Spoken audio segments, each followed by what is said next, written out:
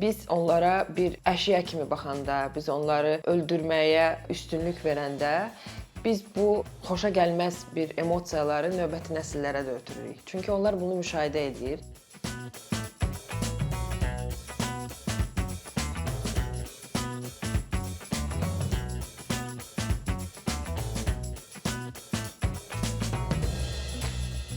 Biz artıq 7 ildir çalışırıq müxtəlif incəsənət platforma olduğumuz üçün, müxtəlif vasitələrlə cəmiyyətimiz üçün fərqli bir mövzular haqqında diskurs yaradaq, müzakirə yaradaq və əsas mövzularımızdan biri də Azərbaycanda mövcud olan küçə heyvanları haqqındadır. Biz onlar haqqında dokumental film çəkmişdik. Periodik olaraq dəvət eləyirik hansısa ekspertlərin mövzu ətrafında auditoriyamızla biliklərini paylaşsın. Bu ola bilər qanunvericilik çərçivəsində, bu ola bilər psixoloq baxışı. Mən bir heyvansevər olaraq, həm də bir ana olaraq düşündüm ki, Azərbaycan dilində uşaqlar üçün yaradıcı kontent təəssüf ki azdır və kitabların biz qızımla hər axşam YouTube-a daxil olub axtarış veririk Azərbaycan nağıllarını və demək olar ki, hamısını artıq baxmışıq. Belə bir nəticəyə gəldim ki, Azərbaycan uşaqlarının reallığını əks etdirən, müasir zamanı əks etdirən nağıllar demək olar ki, yoxdur və necə gözəl olardı ki, biz uşaqlara empatiya hissini, heyvanlara qarşı mərhəməti, təbiətə qarşı mərhəməti uşaqlıqdan başlayaq və kitablar vasitəsilə reallaşdırmağa çalışaq. Bir çoxlarımız cəmiyyətimizdə rastlaşan insanlara hansı ki, heyvanlardan qorxur. Bu da hardan gəlir? Əsasən uşaqlıqdan gəlir. Ana ya ata, nənə fərq etməz. Balacaya həmişə müraciət edib deyir ki, toxunma dişləyər. Yaxınlaşma, başına pis bir şey gələr. Və bu hisslə biz böyüyürük, formalaşırıq. Böyüklərə məsləhətim nə ola bilər? Bu onları narahat eləyirsə, psixoloqla bunu aşmaq çox asandır. Amma bu dəfə bizim hədəf kütləmiz uşaqlardır, balacalardır. Bizim kitabımızın baş qəhrəmanı Fıstıqdır və ikinci baş qəhrəmanı da Agildir. Bu hekayə hamıya tanış ola bilər. Yol qırağında yerləşən yaxud hansısa meşədə, təbiətdə yerləşən bir restoranın sakini Fıstıq və orada ofisiant işləyən Agil.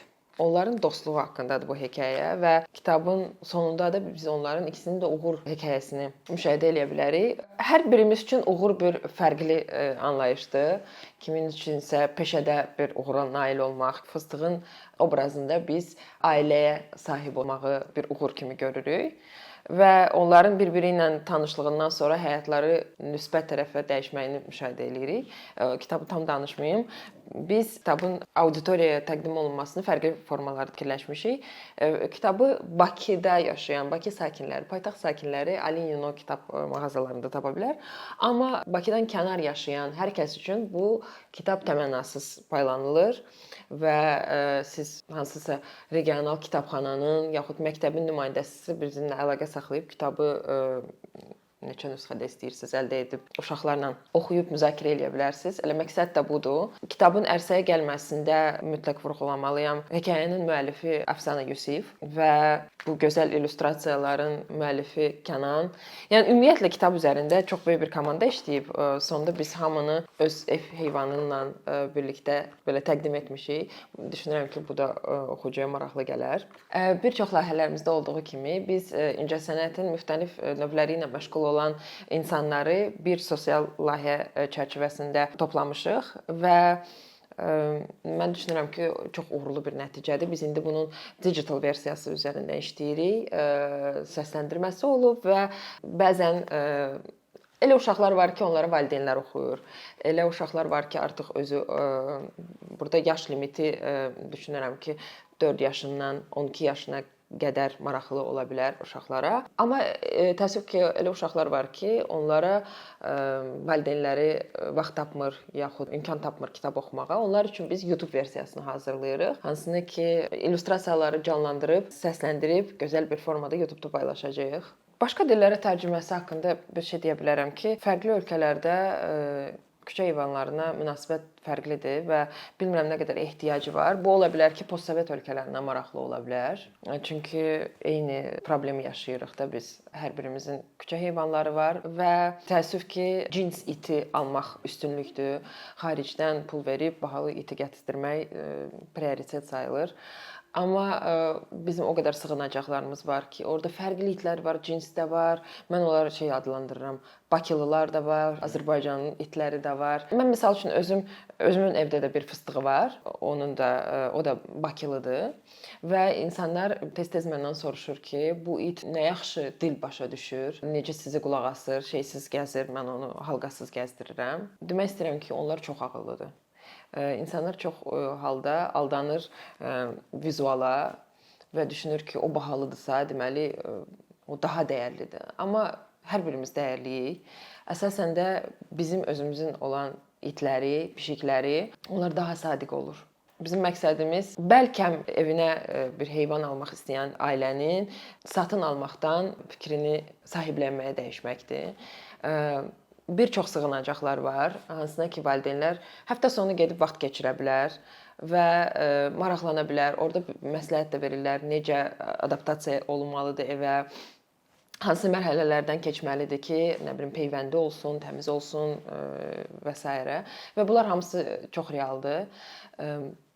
Xaricdən çox baha qiymətə Azərbaycana hansısa itləri gətirməkdənsə, elə öz doğma itlərimizlə yeyə çıxsaq nə gözəl olardı. Bu tip layihələri reallaşdırmaqda ən çətin məqam maddi dəstək tapmaqdır. Çünki mövzular çoxdur və dəstək olan qurumların sayı da o qədər çox deyil. Amma mən çox böyük minnətdarlığımı bildirmək istəyirəm Azərbaycanda yerləşən müxtəlif səfirliklərə, hansı ki, belə mövzulara daha həssasdırlar və mən istəyərdim ki, bizim yerli qurumlarda eyni həssaslığı, eyni empatiyanı bu mövzulara gələcəkdə tətbiq etsinlər. Çünki biz sosial şəbəkələrdən baxa bilərik, yaxud qonşudan və s.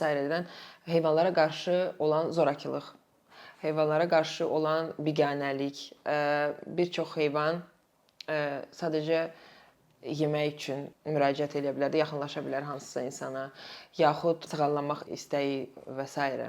Biz onlara bir əşya kimi baxanda, biz onları öldürməyə üstünlük verəndə, biz bu xoşa gəlməz bir emosiyaları növbəti nəsillərə də ötürürük. Çünki onlar bunu müşahidə edir. Sadəcə heyvanlara münasibət yox, insanlara münasibətində də öz əksini tapa bilər.